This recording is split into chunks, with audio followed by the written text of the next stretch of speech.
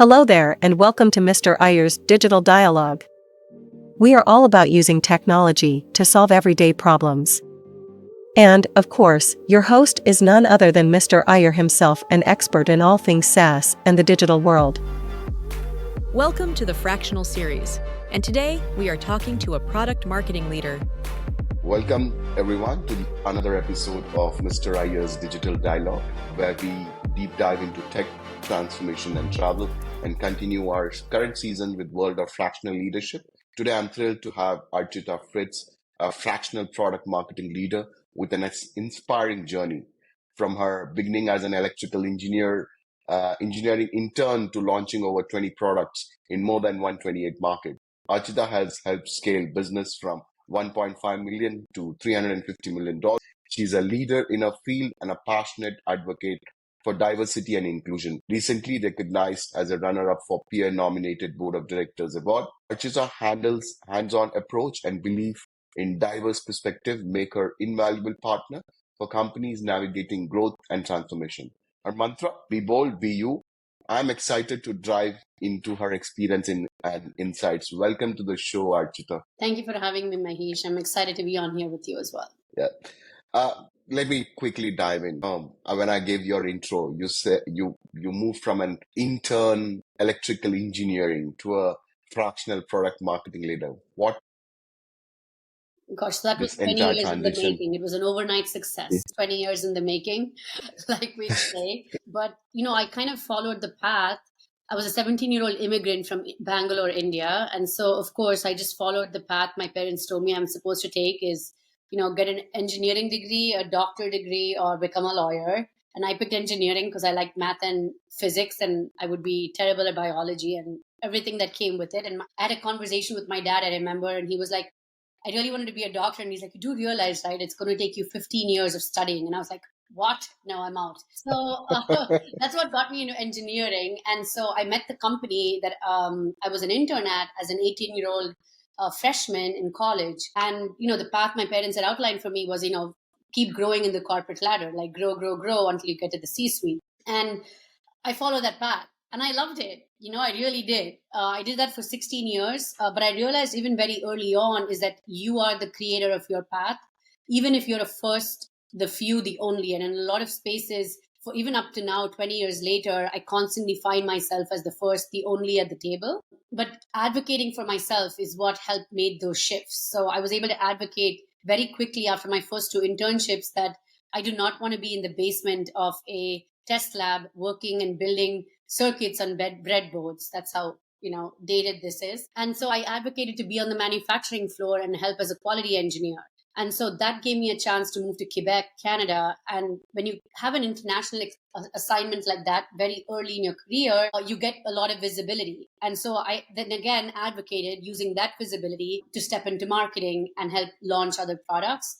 And then I would have never known, 15 years since that moment that I would be over here in Germany and now doing it independently without a brand over my name for startups, scale-ups, and SMEs. I mean, over so many years, you've launched more than 20 products in more than 128 markets. What were the most significant challenges you faced and how did you overcome it? Launching a product is not an easy job. And I know I come from that scale where we have seen solutions getting launched in different markets. So what were your most significant challenges? Yeah, there were many. So at one point in time, I was responsible for rest of world. Okay, so it was a US based company.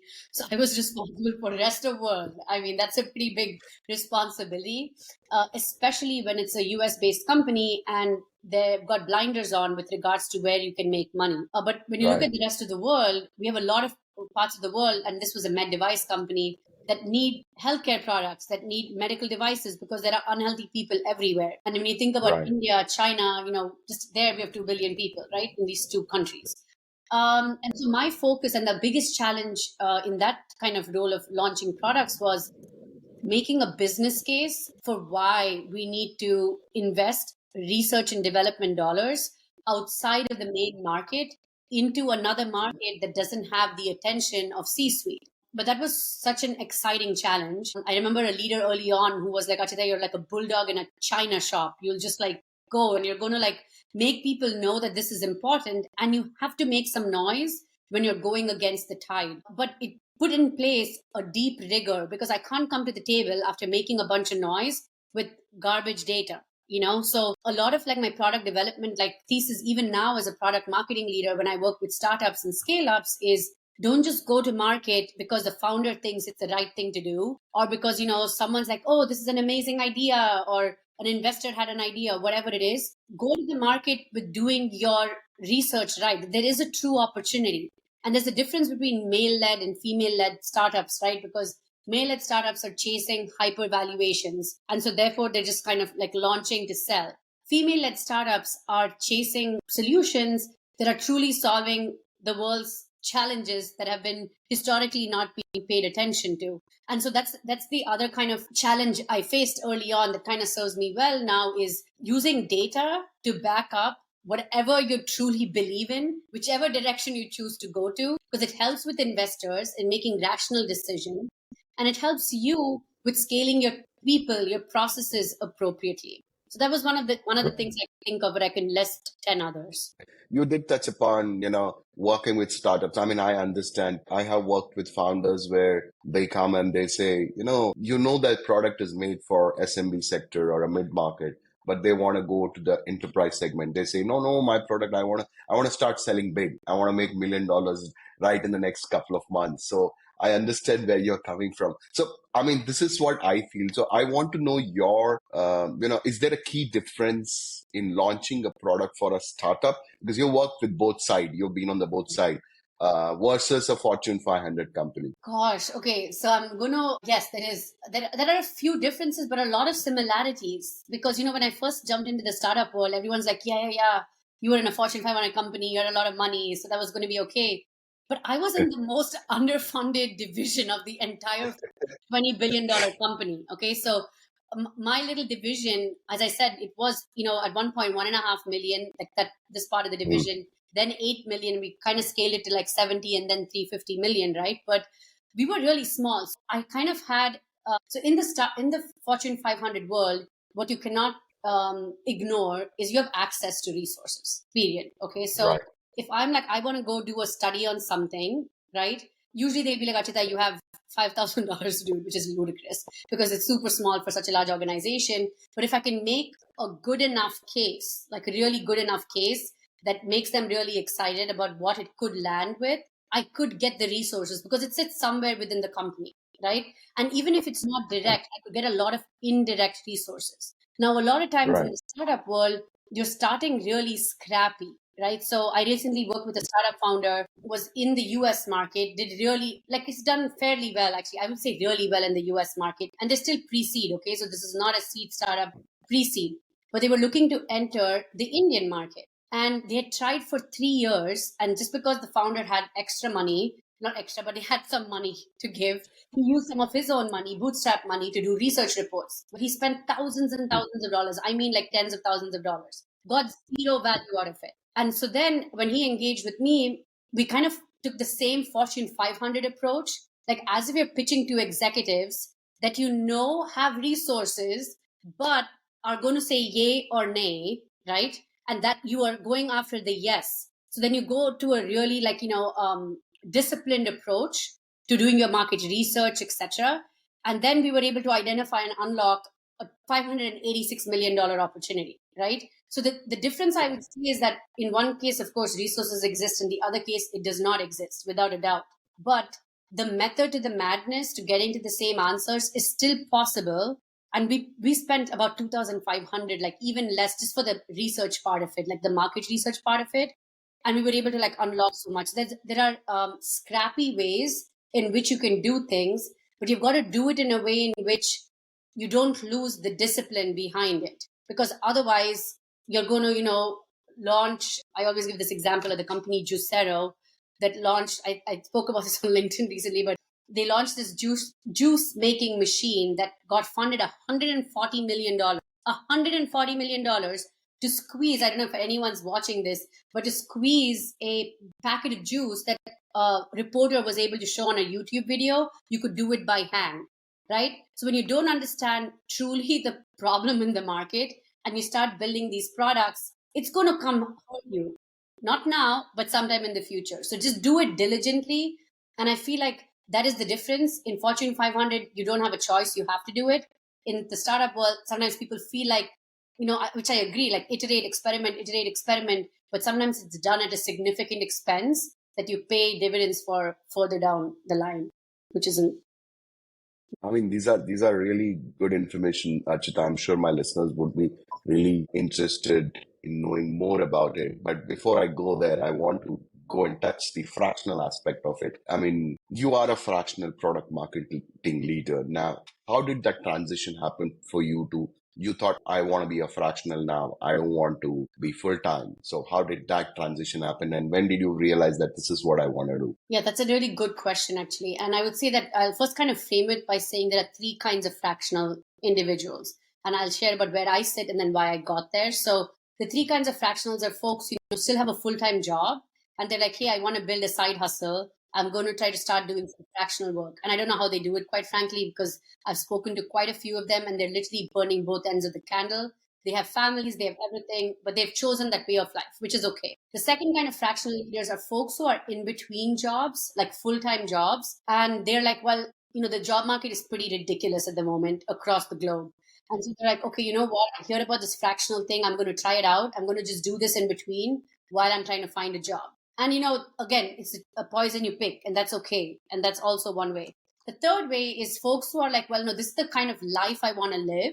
And based on the kind of life I want to live, this is the kind of work I want to be doing to use my talents to be able to reach the goals I have. And that's the kind I am in. And this is like, I'm not doing this to buy time before somebody is like, hey, come work with me. Because you probably hear this all the time, Mahesh, is the clients you work with invariably want you to join them full time. Like within at the beginning of the engagement, and then multiple times, and then towards the end when you're like bringing it to a close, right? So you've got to be really clear about why you want to start it and which bucket you fall into.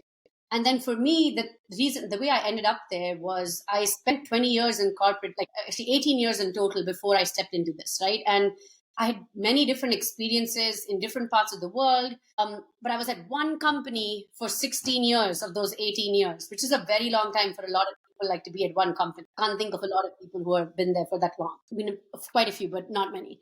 And then after I made that switch from that first company, I feel like it was the first switch for me to kind of start recognizing that there is a different path that I could define for myself outside of the one I said my parents had kind of taken me down. And I can define success on my own terms. So I actually joined private equity because I was like, I've been in a publicly held company and, I was in build and buy decisions. So I was seeing all parts of the transaction, like, startups are ready to sell, coming through a VC or a PE, etc. So you're evaluating a lot of this stuff. And so it's like, okay, I'll go to the PE world and see what it's going to be like. It could be a dream or it could be a disaster. It was a disaster, but it was great. You learn the most from your disasters. And I had a front row seat to the disaster. And when I say a disaster in the sense that the private equity firm wanted to move the companies that they brought together rapidly, really fast, which was not aligned with the direction in which I would want to grow and scale from a marketing perspective. And so when I stepped away, I was like, okay, I have a chance right now, a choice to make, because this is what we've got to recognize. We have choices that we have to make. Nothing is just like, oh my gosh, this is the only option. No, we have choices we can make. And so I really mapped out what kind of life do I want to lead. I have 3 kids and I'm not doing this as a pastime. I want to be really clear, because this is a career for me. This is really important to me.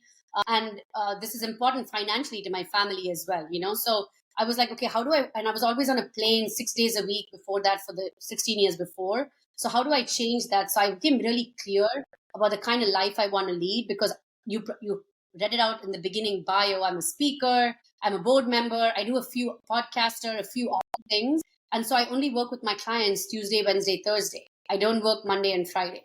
Monday and Friday are for my creative pursuits, and things I want to experiment with, grow a little bit. So that's what led me to this. And I think that's what will lead me to what I want to do next is what kind of a life do I want to build for myself? And then how do I use my talents to kind of help make it happen versus a job title that I chased for like too long. I mean, you clearly demarcated and you said that I work only on, you said Tuesdays, Wednesdays, and Thursdays. These are the 3 days I work. So I have the next question immediately is you might be working with multiple clients. How do you balance it? Because different clients, different culture, different mindset. How do you handle them? And a lot of them don't understand that you are still part of an organization. You're a fractional, you're not a consultant. So there is a huge difference between both of them. So maybe you can highlight more on that. Yeah, and I'll say I've learned through it all. I'm still learning, right? I mentioned this before we went on air. I was speaking to some fractionals that have been doing this for almost 2 decades, some 10 years, and I learned so much through their experiences. When I went on this journey, I would highly recommend this to anybody. And I've read this book multiple times, and probably a lot of listeners have as well. But revisit the book, The First 90 Days. It's an excellent book, and it talks about transitions as a leader. And so one of the things it talks about as you're transitioning, and it doesn't talk about fractional, of course, but it talks about a transition you're making as a leader, is communication. And so I got really clear. So every time I speak to a client, from my first meeting I have with them, even if I'm determining whether it's somebody I want to work with, they're determining whether they're like, what the heck is fractional? It's irrelevant. I make it really clear about my ways of working. So I communicate. So I have like communication guidelines of how we will work together. Because at the end of the day, you've got to teach people how to treat you. The minute you change that, people are just human.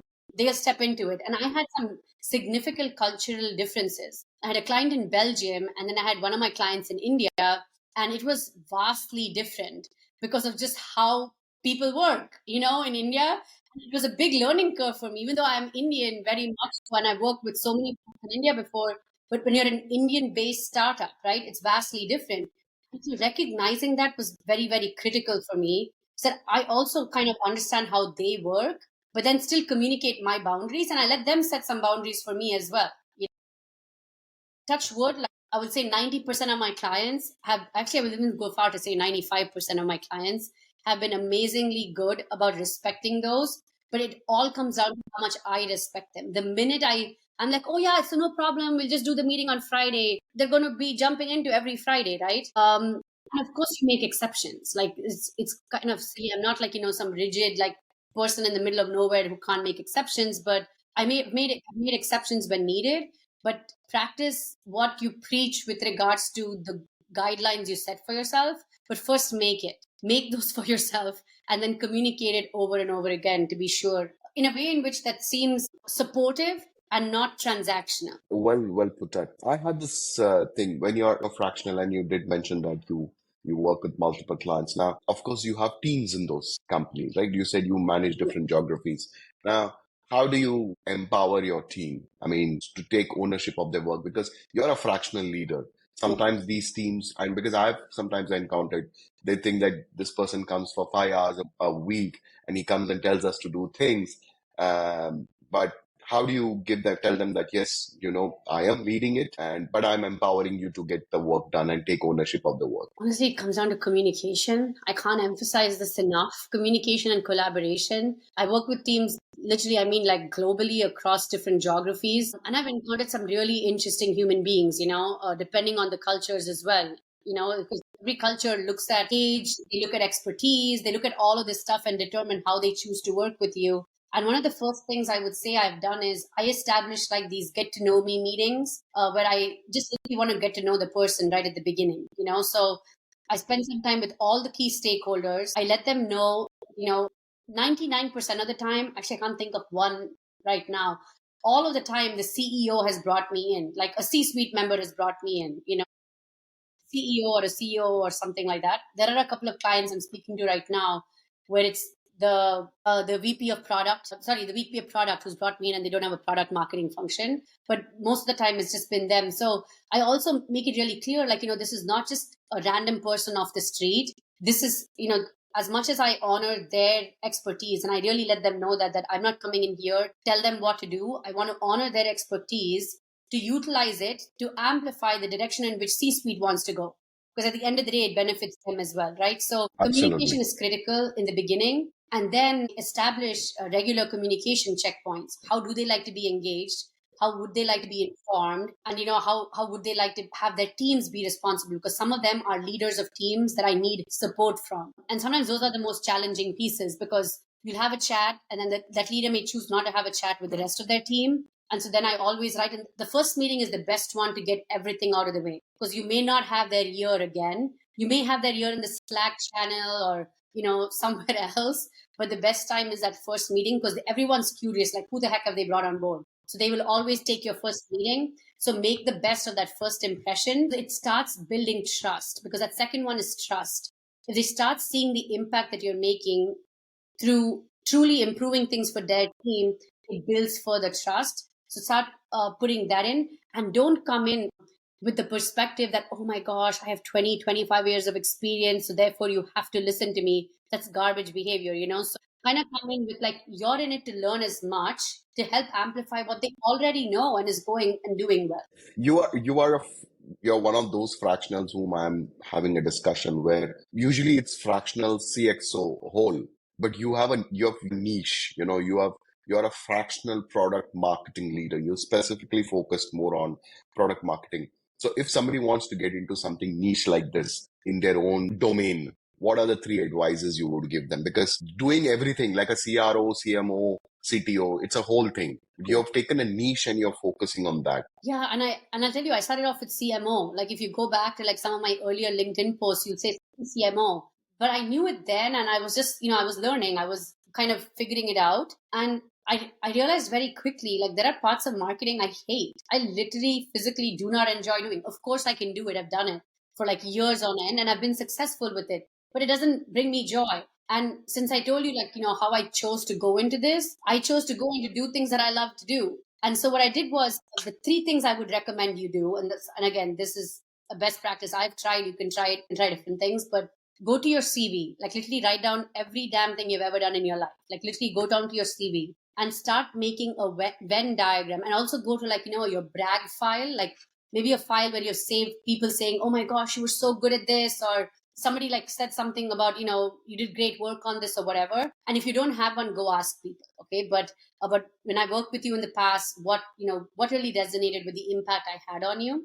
So do a survey if you need to, but then create like it's kind of a 3 Venn diagram kind of journey. Okay. So write down everything you've ever done, and write down what do I love to do, that, things that you really like, gosh, this project, when you look at your CV. And the reason I say to revisit your CV is because, especially when you've had 15, 20 years of experience, you'll forget so much stuff along the way, So get as descriptive about everything you did, and then write down, what do I love to do? So it could have been something you did when you were an intern, for crying out loud, but like write it down. Okay. So what aspects I love to do? What do people say I'm great at? Because there are things that people will see that you're great at that you don't even recognize. And you're like, oh wow, I didn't realize that was my impact. And then write, what have people paid me for? Because it doesn't have to be those two things, and that's the crazy thing sometimes. And so then when you do that, and you'll see those intersections, and I saw the skills that were in there, I noticed that the world of fractional was calling this, or technology, like the world of startup technology, was calling it product marketing. That was not the language I used when I was in my marketing world. It was called upstream marketing that I was doing, upstream and downstream marketing. But I knew I couldn't use that language. So also get familiar with the language of the industry that you're choosing to go engage in. And then at the end of the day, it's a branding of what resonates with the customer. So when they think about you, they're like, product marketing. And I'll tell you, I still need to educate people, because a lot of people are like, well, marketing, so you do brand and you do lead gen. And I'm like, no. This is what my focus is. It's pre-commercialization. And there have been a couple of customers that are like, Archita, we want you to stay on to do all these other parts. Then I subcontracted the other stuff out. But I'm very clear, like there's demarcation. I don't enjoy it. I don't want to do it. But I'm happy for you to hire someone else to do it. When I gave your intro, I did mention about you promoting diversity and inclusion. I want to understand, how do you incorporate these values into your work? Oh my gosh, all day long, Mahesh. So listen, when I was in corporate, right, like I spent so long to get to the seats at those tables where I could drive the difference I needed to see, so that I was not the only first, I was not the only few, I was not the only at the table. But I realized very quickly when I was in this world is that, and you probably see this too, you can go fix, every time I go into a client's environment, we start working on either a product issue or a process issue. But invariably, it is a people issue that we have to address. So invariably, I'm doing workforce planning, because a part of my journey as a fractional is that I come in, I kind of roll my sleeves up, we get a bunch of things done, but then I hire someone full time, I ramp them up, and I step away. Because I don't want to be there. I want to make them self-sustainable, And in that journey, because you're, in the seat that you're occupying right now as a fractional, you kind of get a 360-degree view across all aspects of the company. And so actually, I can't think of a single instance where I have not addressed the people issue. And I so appreciate my clients, because I have had CXOs, like CTOs and CEOs, who have been incredibly vulnerable when I have highlighted like real issues in their organization of micromanagement, of, really toxic behaviors. They have raised their hands up and been like, oh my gosh, Archita, I do this myself.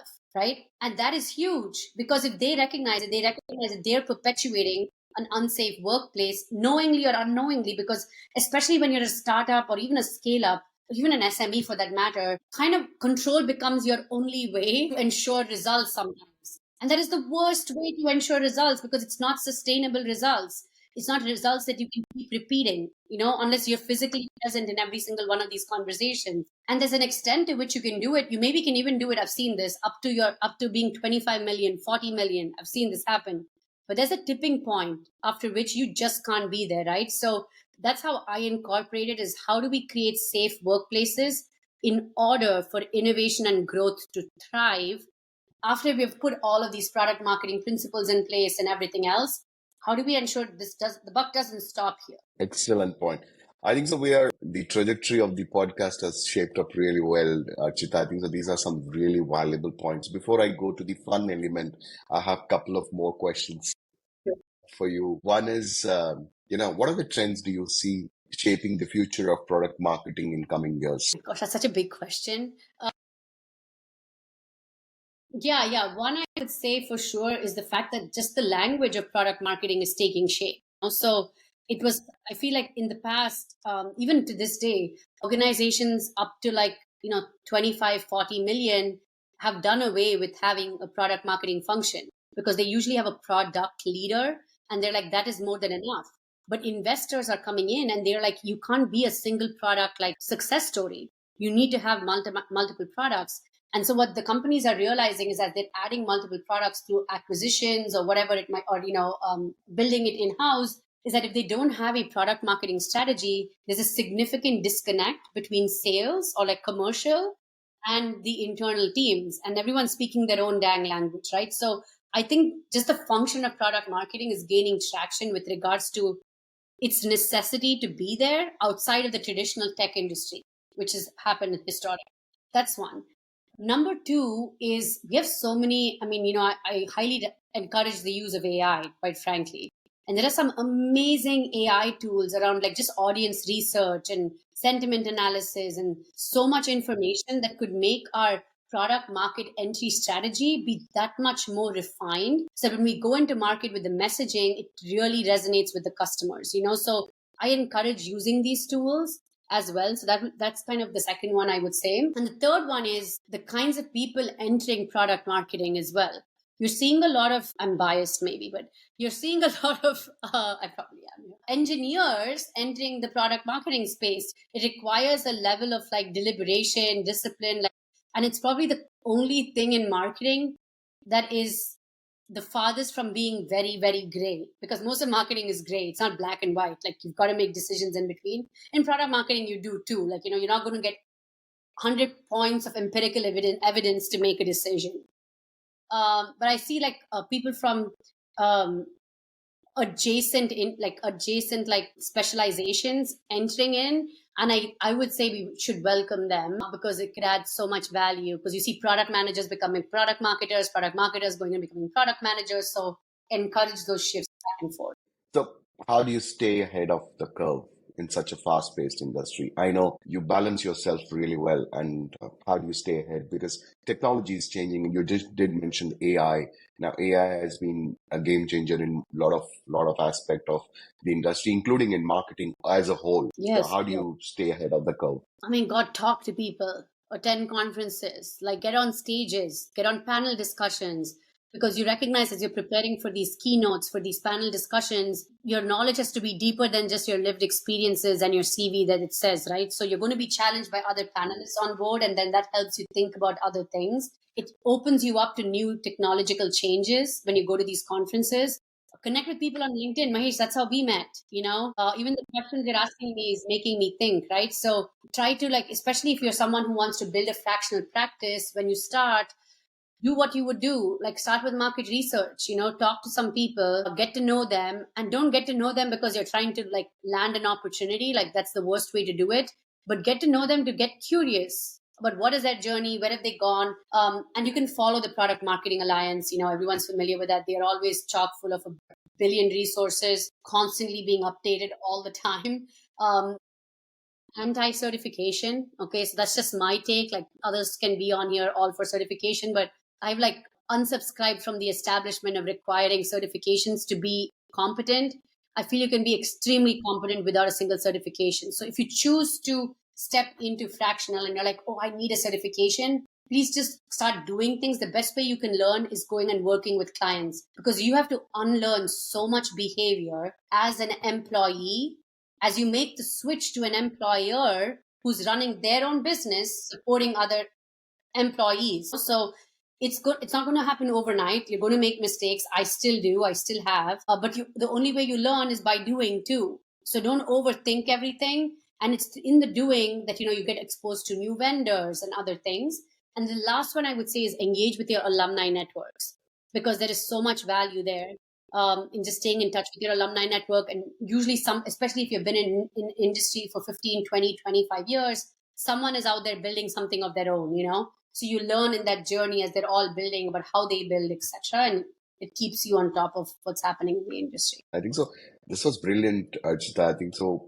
You covered a lot of aspect, and people will love what you spoke about. Now, I know you did say you don't like fun, but I'll give you. I'll take 5 minutes and I'll say. But I'm going to try my best. So let's do it. Yeah, let's do. So it's a rapid fire, so you have to be quick. Okay. So here we go. What's your favorite book or podcast right now? I'm going to put a shameless plug. It's the Embracing Only podcast, which is the podcast I have, and it's phenomenal.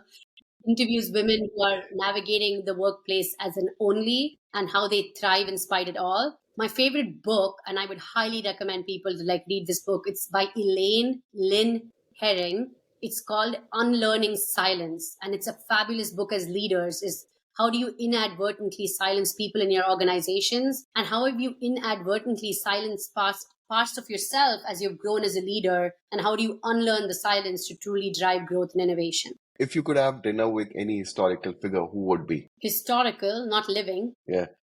You could be living, historical. Okay, living would be Michelle Obama. So freaking love her. She's amazing. Okay. One piece of advice you would give your younger self. Don't take life so seriously.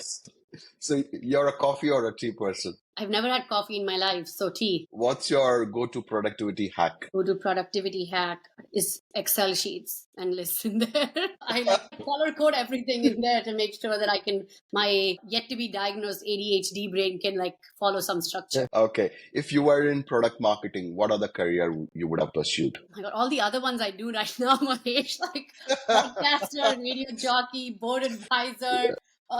Being out there with people, inspiring, engaging them to drive action. So whether it be through media, any kind of media, basically. And what's the hidden talent that most people don't know about you? Oh my gosh. So I used to have a dance studio called Bollywood Booty Shake. And I had it for 4 years in Germany. It's a prime market. And so I still perform on stages every year to really large audiences. And so I would probably that's what I don't talk about it all the time, but we'll resurrect Bollywood Booty Shake soon. One last one. What's your favorite way to unwind after a long day? Favorite way to unwind after a long day? Oh my gosh. I'm trying to think of the rational answer or the real answer. I would say, first of all, the real answer, it depends. Some days it's a run. I really like to go outside. So if it's a run or a walk, really disassociate and disengage, and just with peace and quiet away from my children, and everything else. But otherwise, if I'm in the midst of it all and I need a break from something, if you want to know about any reality TV show, I'm the queen bee of consuming reality TV shows. So I might go and watch a few episodes of some garbage reality TV. So that's how I would do it. This was amazing. This was fun, Archita. It was informative, it was fun, and it was really, really great. Thank you very much for coming on the podcast and, honoring us Any last few words you want to say? No, just thank you for having me, Mahesh. I really appreciate it. And I tell everyone that I told myself, don't take yourself so seriously and go try new things. Thank you very much. Thank you, Mahesh. Thank you. That's a wrap on this episode of Mr. Iyer's Digital Dialogue. Before we close out today's episode, a quick reminder to all our listeners. If you found value in today's insights and discussions, be sure to subscribe to Mr. Iyer's Digital Dialogue on Spotify, Apple Podcasts, and other leading podcast platforms. By subscribing, you'll stay updated with the latest episodes and continue to delve deep into the ever-evolving world of digital dynamics with Mr. Iyer. Thank you for tuning in, and we look forward to having you join us for our next episode. Until then, keep the dialogue going and keep pushing the boundaries of digital innovation. Farewell, and stay curious.